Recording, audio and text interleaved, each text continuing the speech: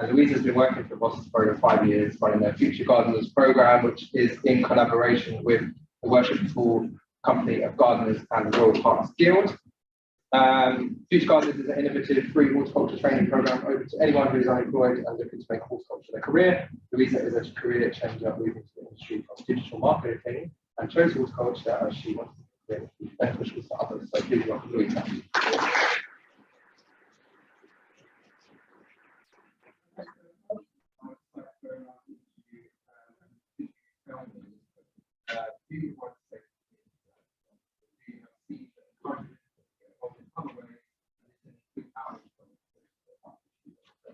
Okay, so we created Heston action group in the dry area council because we realized how much is 6 way. And our motto is cleaning and greening. So we created the greening part of the motto is creating safe spaces where people can and talk about what things are in the neighborhood. So when we started doing lots of visiting events, we realized that we needed a safe space where we could talk to people about how we all need to do our best to improve the environment. So we found out a space in certain benefits, and it took us 3 years to get the council on board to safeguard the space for us. So what happened with COVID? Everything slowed down a lot. So we started planting an orchard, donated by the Orchard Project, and then we got a lot of people saying, you know, there's nothing like the outdoors to talk about things that you would normally talk about if you were doing something else, if you were doing pottery, classroom, doing certain different communications. So we realized everyone that the outdoors is the best place to engage with other people. You don't have to talk about anything in particular, just not talk or discuss the things that they just come to mind. So technically we haven't started planting yet because we have not had the facilities. So we have a grant from the council, and we just have the polytunnel set up, because we don't have the water, we still don't. While we've been doing that, we've been talking to absolutely everybody in the neighborhood.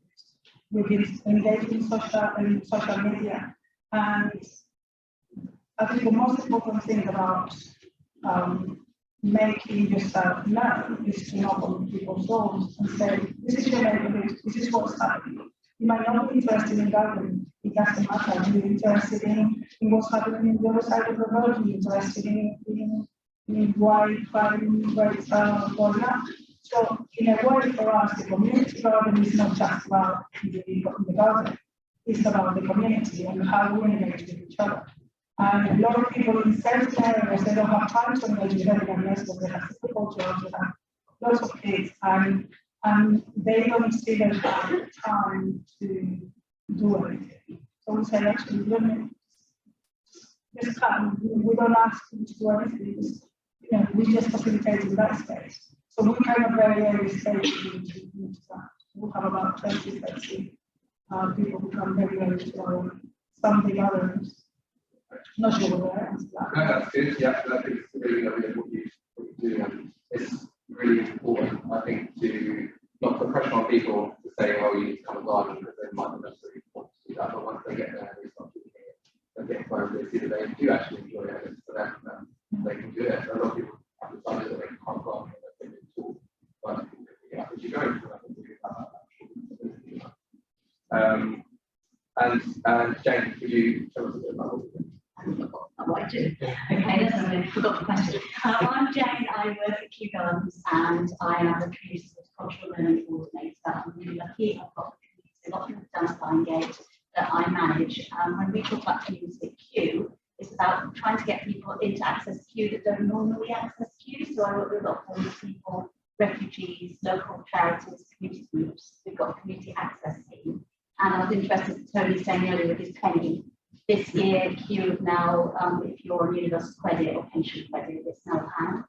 It's £1. You don't want to come to the gate, but it's £1. Please spread the word for that. And also the community access scheme, I get people in to do a Discover Horticulture course with me, and I work with people like provide St Mungo's, so we get the whole group from St Mungo's come. I get pastoral care and support from their support workers, and then I provide interview. We go around and visit people, go and bother all my colleagues at their workplace, and we do loads of tours and lots of their time, and I'm very, very lucky. And then once that's happened, the people that come through that course can then come to community allotments, and they just walk in on a Wednesday, they know I'm there, and then Cube comes for them, because it's a big, scary, walled place for a lot of very local people, and so it's really important that I'm there to welcome and be there. And we've just started a quiet session on a Wednesday, which is for people mainly on the autistic spectrum, but actually anybody who won't settle into gardening. So if you just want to come and play the host, there's tea and coffee, there's biscuits flowing, and it's just one of those quiet, safe spaces in Kew. Then we can gently, slowly come back out into Kew Gardens, and they can understand it's for them. And yeah, that's my job, which is delightful. That's great. I actually went to that job.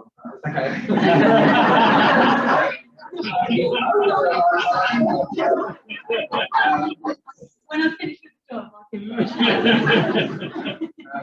what you say about people.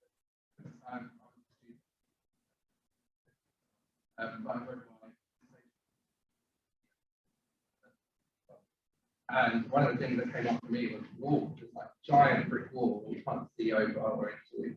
And it's already that's a physical barrier to allowing people in. And it's this kind of closed off like this for us. And that's what the history of Kew was. It was, you know, this is the space for only the most privileged people. They wouldn't let women in. It was like men who were scientists or, yeah. I mean, there's lots of other things I do with diversity. Like I'm actually paying local growers to come in. We've got a thing on a Sunday. It's sort of any community gardens where we do, it's meant to be called Sunday Horticultural Lecture, but we call it the Liver Ladder. And it's just for the community access schemes. So you get people, make sure each house is sat next to people from, literally I walked from Richmond and picked people up at the station and go, oh, it's the Liver Ladder, and we all come in up for tea. And yeah, it's really, really lovely. So we get lots of people sort of supporting other growing groups, and I'm on a lot of like diversity, equality, and inclusion and things like capital growth and stuff, to try and get people in. We've got some lovely partners like Carol Wright, who was still going to go Pine Images, and then we've also got Pauline Shakespeare and Paula Henry from Wolves Garden and Belly. They're doing a lot of work with us, a lot of community coming up, so we're just trying to crack the diversity thing. It's getting there, but very Correct. Hi there, I'm Louisa. I work for Bankside Open Spaces Trust, which, as mentioned, is a community gardening charity. We're based in London Bridge and the SE1 area. So within BOS, we have 10-15 local spaces which volunteers from the community and further field can come and volunteer at. We also have other programs such as encouraging people to grow veg on their local housing estates, because where we're based in SE1 is a very urban, built up, huge amounts of social housing. Lots of people haven't got any green space where they live, so just to make the areas where they live more inviting and help them to understand, you know, greening their areas, growing veg, etc.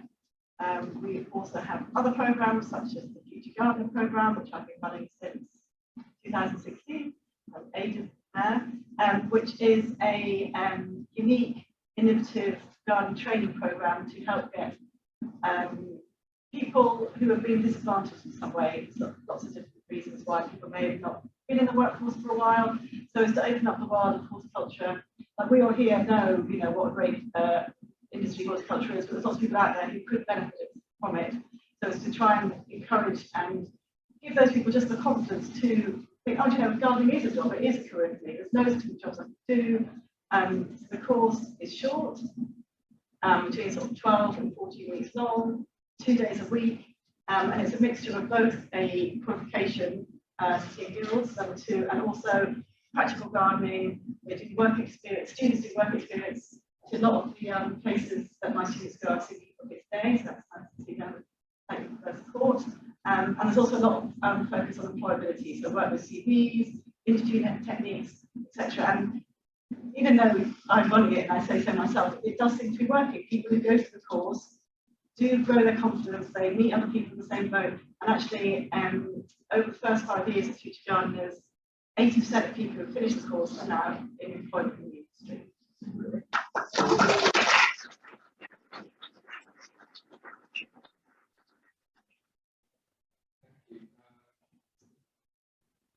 Yeah, I think I'll just quickly mention what I do because we're not community based and it's all about accessibility.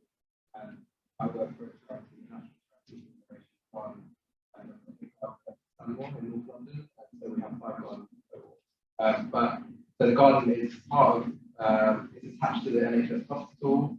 All the gardens are built at NHS hospitals, which was spinal injury patients. So when we designed this garden design, project design, ours was designed by Tom Smith. And it's all about accessibility and how you get in and out of that garden without needing any help or be reminded of your disability in the space as a sanctuary for you to be outside of the medical environment of the ward. So yeah, there's a lot that kind of crosses over between gardens in this kind of safe space and immersed in the nature. That's kind of what we try to do as well in Horatio's garden and other parts of it doing what's got therapy. So yeah, improve the lives if we can and well at the same. But yeah, that's just so yeah, I just wanted to know what you already spoke a little bit about your council work, and so I just wanted to know what the main challenges are with providing. Well, because the garden we're in, Heston playing fields, is it's owned by the council. We have to have all the boxes ticked in terms of health and safety, in terms of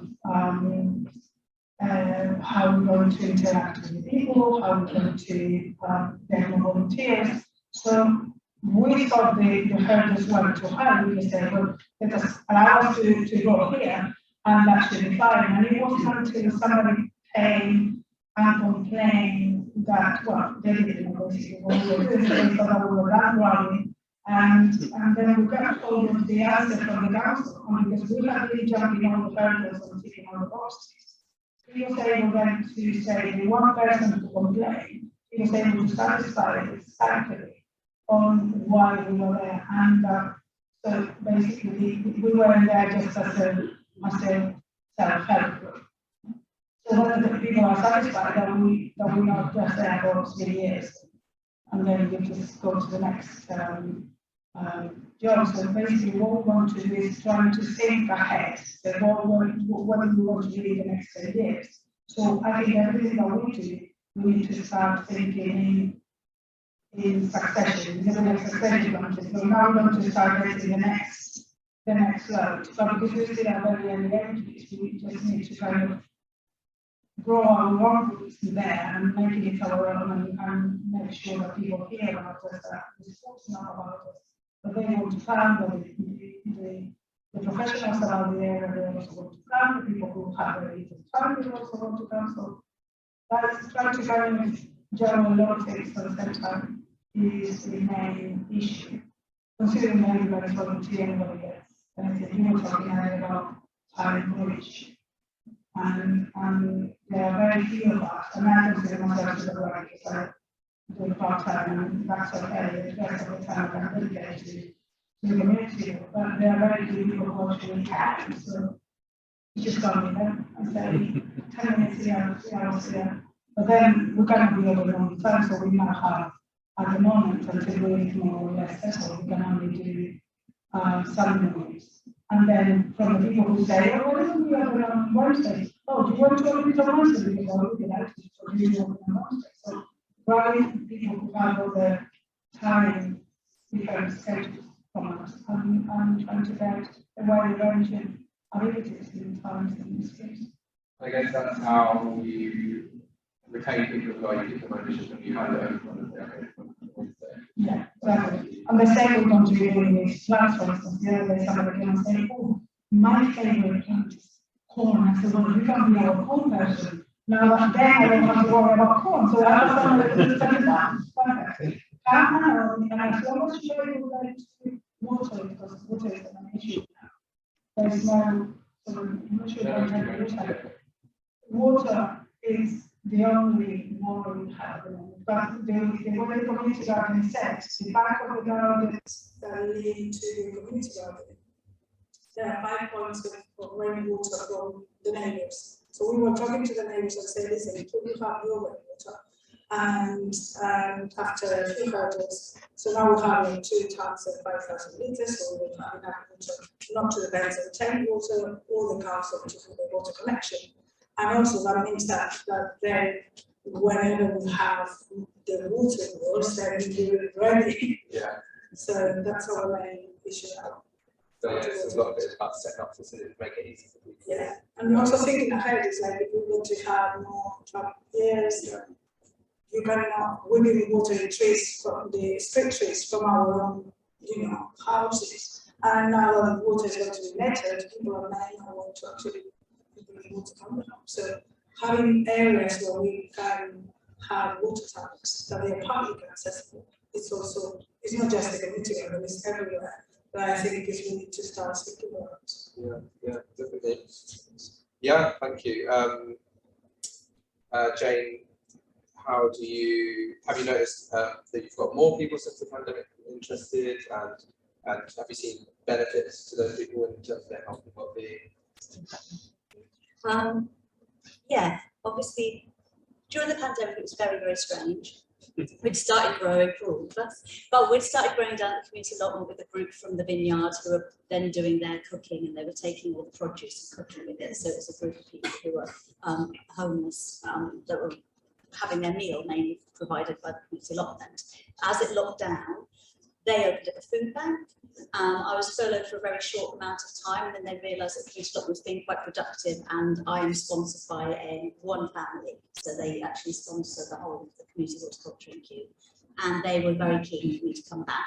So I came back in, and just me on my own was suddenly gardening, which as a community gardener we all know that's rare. We don't get to garden, we get to make cups of tea and just replant things when people have taken that wrong spot. So I was quite successful, and also Helena Dove, who's got the kitchen garden at Kew, was incredibly generous, and the students at Kew have got the student garden, and they were realising that they had produce they could donate. So within the lockdown we managed to donate loads to food banks. We donated about 50 boxes a week to different places, all the pumpkin harvests and stuff, which meant that they realised that Kew were very community minded, and we got to make relationships with people that I wouldn't have had a chance to because we're just constantly reacting to things. And also we went online, so I was being able to provide our usual Sunday Blibber Blabber to people in Edinburgh and the whole of St Mungo's over the whole of the UK, and just little things like that. And now it's really lovely seeing the people are coming. So I'm now getting all the people popping up that I saw online in their houses holding up like kokodamas to the camera and stuff. So that's really amazing. So I have actually accessed people that I wouldn't. And the real success story is that the people who were with me prior to the pandemic come back. They've all of them have come back. So we're definitely doing something right. We haven't lost anybody apart from a few that we did lose to COVID, but actually all the local people, all the homeless people that got rehomed somewhere, they're now back either on the street or rehomed locally, and they've all come back to Kew. So yeah, we've gathered some more as well. But there is still a need, I think, for some online provision from Kew, just because people are terrified about coming out. And it's a long bus ride here or the underground. So we're looking at that split provision and that blended approach. Great. Louisa, I wanted to ask you, has the pandemic had an impact on what you do, both positively and negatively? Yes, well, at Bankside Spaces Trust, we do have, as sort of mentioned before, quite an ageing volunteer cohort. So obviously they are very susceptible, etc. So we did stop the volunteering for some time, but we did, for a lot of the volunteers, sometimes that's their only time to meet other people or go out. So our volunteer manager did keep in touch with the volunteers, on a regular basis, but they really did want to come back. So as soon as we were able to, we did so. In regards to the course, we did have to cancel, I think, 2 courses. We did manage to run one during the pandemic, and it was just good to be outside and adhere to all the rules and regulations about having separate tools, and we didn't go far and wide. We get to stay more local, which was nice, to work on a particular site. There's a site actually I mentioned called Hatfields Green, which is very urban, right by Southwark Tube Station, which Bost looks after. And there's an area there that I'm going to try and hopefully I may talk to you about getting the land from the council to turn it into an educational hub for both future gardeners and the local community. So yeah, the pandemic, we did have a lot of negative results for Boston Future Gardens. However, it has helped in the way of I'm always looking for people to come on the course, so it has opened up people's eyes to green careers, and they're outdoor more, and they see the posters, and you know what, I do love being outdoors, and maybe I can make a career of it. So in that way, COVID has sort of opened people's eyes up and increased the footfall to our parks. That's great. I'm interested to hear about, now that we're kind of returning back to normal in a way, people go back to the office, and so people maybe spending less time outdoors now than they were during the lockdowns. And how do we kind of keep people engaged in our green spaces and keep coming to community spaces? Do you have any ideas? That cake, I love the cake we had. Go and make the cake. Go and make cake. But no, you've got to encourage people. Like I said, don't make it open, so it's not just gardening. If they want to come for a tea and a chat, and they can. If they want a slice of cake, that's fine. Young people, I think, like pizza. So it's all. I think just going to have that sort of thing to get them in once and to understand what it's about. Jane, would you have anything for that? No. Okay. Anything you'd like to add? I think there's a lot of, if we think creatively about what we do in the communities, say we're going to organize drawing competition, we're going to organize what do we do with this or books competition. And they necessarily not to do with gardening, but kind of like getting the creative juices out. And I think that's possibly. I mean, that may work with teenagers and people who are already in the arts, but it might not be for people who have extra jobs and working arts. But I think it's a question of grabbing the ideas from anywhere. I mean, I remember going to Eden Projects communities, and they do a fantastic program of getting ideas from other people that would say, oh, what can I do with X, Y, and Z? And suddenly you bounce ideas to and fro about what to do in their stores. And I think we're very privileged to have spaces where we can, I think, have this opportunity to do this, because the facilities are not there, the imagination of the feasibility of it. So I think it's as wide as our imagination and our time. Yeah, I find that a lot of the patients that I work with, if they're not into gardening, then we open it up to other things. So we have about creative writing in the garden, or poetry, all these things to get kind of these creative juices flowing. So yeah, I think that's a good idea to offer as wide a subject as possible. Is well-being impact something you measure now, and does that help you in terms of getting funding for things? If you found that it's helped in that way? We haven't done any measurable. Sorry, we haven't done any measurable. We haven't asked people to tick boxes that they were going to say to the council. This is people are happy. We're just happy for them saying this is fantastic, but we're not going to do it. And I think that for me, they need to go back to the council and say, how would you measure satisfaction? I would say just come and check it out, because it's reading it in a paper. It might satisfy some officer in parks, but it's not a way of doing it. So what we do is inviting parks to come and say, so you want me to measure it? You measure it yourself. It might work sometimes. It doesn't work. Yeah.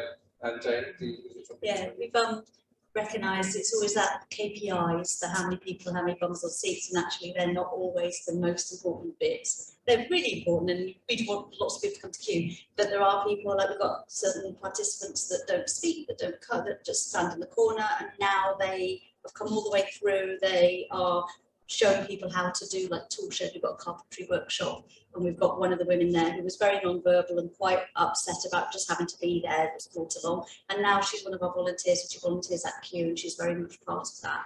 And so I think it's actually following the whole story of how it fits in, and a little bit like the pizza oven and the cake. I think it's really important to be led by the people that I'm working with. So I've got a great idea of what I think is going to work, and how wrong you can be is quite remarkable.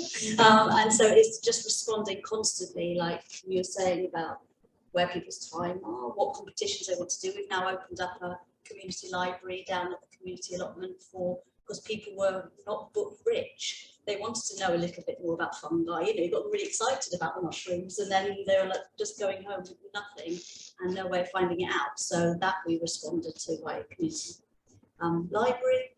And again, yeah, it's just making sure you are responding, and also understanding where the holes are in the well-being. Like, I'm not here as a therapist, I'm not here as a social worker, and you want to be, because I'm working with some people that do need that input, but you have to make sure you've got those links with society to genuinely support people. And that's really nice to know. In Louisa's programme, there's been quite a few people whose well-being has been changed by the fact that it's a through path, that I don't just offer something and then wave goodbye. They're actually then brought into Future Gardeners. There's opportunities for people. So it's not empty promises. I think it's really, really, really important for well-being for our communities. And Louisa? Yes, we do measure the well-being of the students before and after the course. I haven't in depth looked at that data, but it is used for funding, and it is used for funding, so it is something to do. But it's sometimes hard to measure. So that's another thing to look into. You asked some question on that day that we asked before the course, at the end of the course, and who knows, you know, someone that particular day might be feeling great, or the weather. It's very hard to quantify, but obviously it's the funders want they like the numbers and the stats and things, don't they? But it's so I think it's sort of work in progress really, but definitely useful. Yeah, I think well, like you said, it's great if they can come and have a cheer and look. Yeah, see what's going on. Okay, well, thank you so much. I'm going to open it up to the audience if there's any questions. Is there anything or anything anybody wants to add?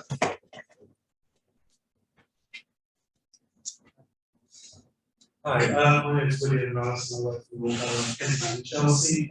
Just to say thank you for your presentation. There's lots of things that we are very familiar with there. I work with my colleague Lisa here, with 2 community gardeners employed full-time by the council.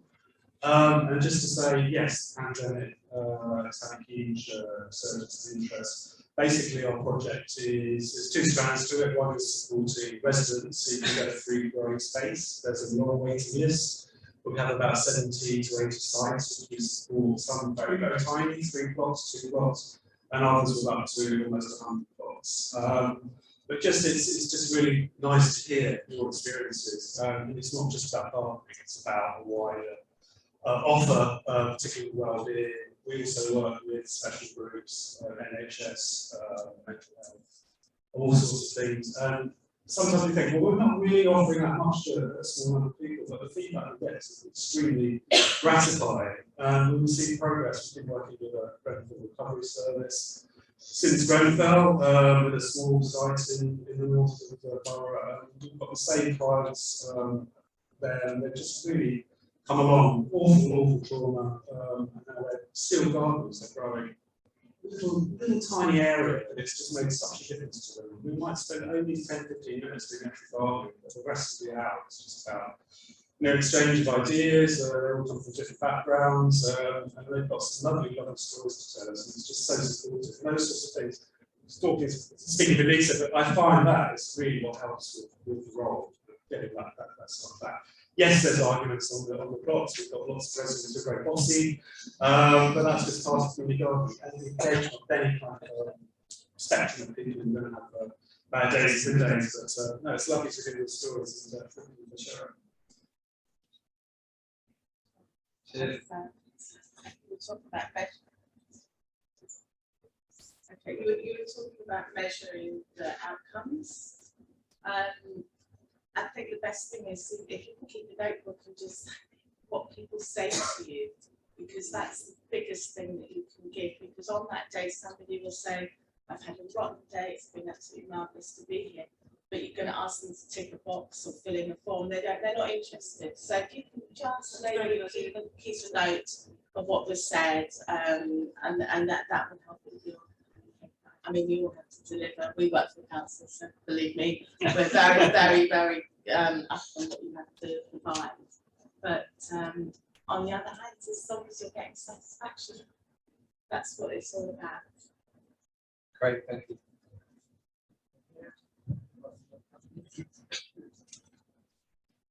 I just wondered what the process is for finding out from the community what they want to do for spaces. How do you make sure that you get the range of community views and kind of go along that process phase? I think the how to find from the community what they want. We ask them. It's like, what do you want to do in the community garden? Is your community garden? I can organize you the space, the things. Sorry. So I can organize when we meet and we design the infrastructure, but in terms of what the people want to do. When we were doing the initial consultations and we were doing the door-to-door consultation, we asked, this is not for me only, it's for everybody. So when you come to the community garden, come with your ideas of what you want to plant. For instance, in Heston we have a huge Asian population, and there's a lot of widows who have very good growing fingers. And I always thought, let's grow okra. And every time that I mention that, I start telling all the ladies that go like, yes, let's plant things that they remember they used to plant. So even though they find them in the shops, and something that just shine in the eyes of certain people, I say, actually, let's do that. So basically asking them, and then taking notes and seeing somebody wanted to do this, then let's put it aside for 1 week of plant, or somebody said, come with yoga in the morning, so so it's just a conversation that has to happen all the time. And keep your eyes, yes, to the communication.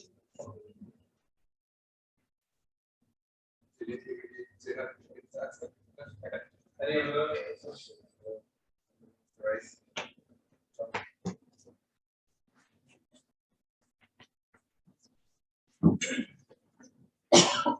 Yeah, just to say thanks very much. I was nodding right through all that because the experience that we've had is very similar, and I really love the pragmatic view of ask people what they want. It's their space. Knock on doors. Don't put a gazebo up in the town centre because you get a tiny selection of units to go up to the gazebo. Knock on doors and ask them what they want, and respond to specific cultural kind of drivers, especially around food. We found was key in what exactly what you're saying. So it was really lovely. All that stuff, really good.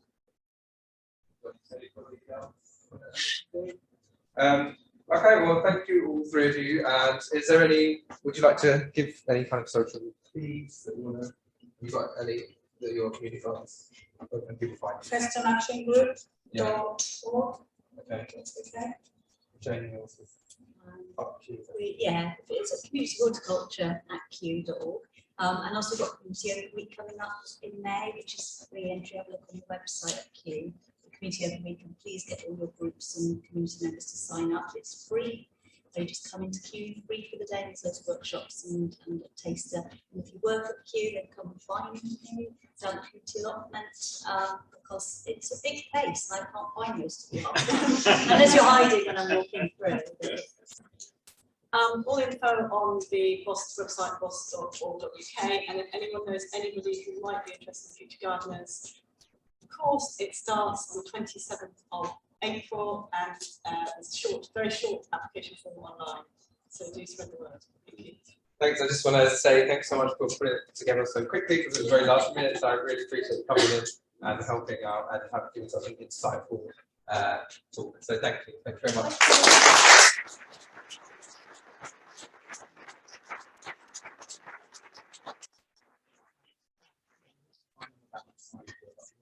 Yeah. Between which and which? Yeah, so we have lunch now. It's 12 o'clock until 1:30. Okay.